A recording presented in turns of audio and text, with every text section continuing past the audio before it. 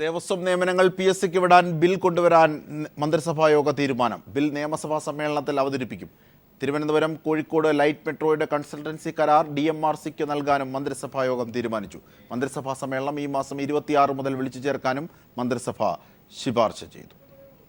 14ാം നിയമസഭയുടെ രണ്ടാം സമ്മേളനം ഈ മാസം 26 മുതൽ വിളിച്ചു ചേർക്കുന്നതിന് ഗവർണറോട് ശുപാർശ ചെയ്യാൻ മന്ത്രിസഭായോഗം തീരുമാനിച്ചു. ദേവസ്വം നിയമനങ്ങൾ പൂർണ്ണമായും PSCക്ക് വിടുന്നതിനുള്ള ദേവസ്വം റിക്രൂട്ട്മെന്റ് ബോർഡ് ഭേദഗതി ബില്ലായി നിയമസഭാ സമ്മേളനത്തിൽ അവതരിപ്പിക്കും. ഇതോടെ ദേവസ്വം റിക്രൂട്ട്മെന്റ് ബോർഡ് ഫലത്തിലില്ലാതാകും.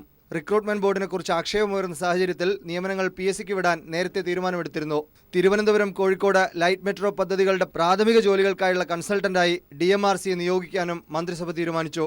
കേന്ദ്ര സർക്കാരിന്റെ അനുമതിക്ക് ശേഷം മുഴുവൻ പ്രൊജക്ടുകളുടെയും കൺസൾട്ടന്റായി DMRCയെ നിയമിക്കും. പദ്ധതികൾക്കായി ഭൂമി ഏറ്റെടുക്കുന്നത് വേഗത്തിലാക്കാൻ റവന്യൂ സബ് ഡിവിഷണൽ ഓഫീസറെ ചുമതലപ്പെടുത്തും.